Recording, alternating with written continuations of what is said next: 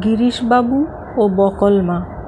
গিরিশবাবুকে উপদেশ দেওয়ার সময় বলছেন, দেখো সকাল বিকেলে তাঁর স্মরণ মননটা রেখো।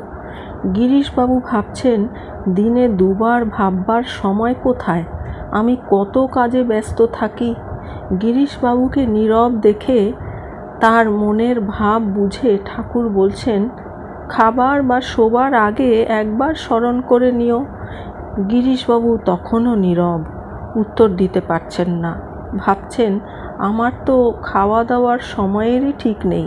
কোনো দিন খাই বেলা 10টায়, কোনো দিন বিকেল 5টায়। মামলা মোকদ্দমায় থাকি বিব্রত, সুতরাং কথা দিই কী করে।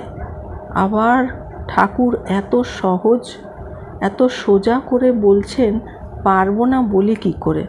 হতাশ হয়ে তিনি চুপ করে আছেন। গিরিশবাবুর মনের কথা বুঝে ঠাকুর বলছেন, বলবে তাও যদি না পারি, আচ্ছা তবে আমায় বকলমা দাও। এমন করে এত সহজ করে আমাদের জন্য ধর্ম কেউ বলেছেন কি?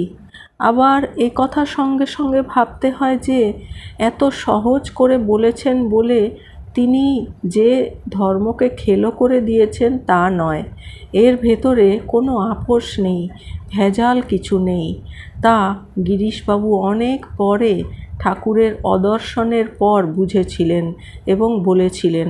বকলমা দেওয়ার ভিতর যে এত মানে আছে তা কি আমি তখন বুঝেছি?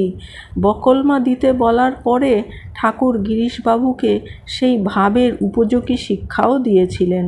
লীলা প্রসঙ্গে আছে, একদিন গিরিশবাবু ঠাকুরের সামনে কোনো একটি বিষয়ে আমি করব বলায় ঠাকুর বললেন, ও কি গো, অমন করে আমি করব বলো কেন?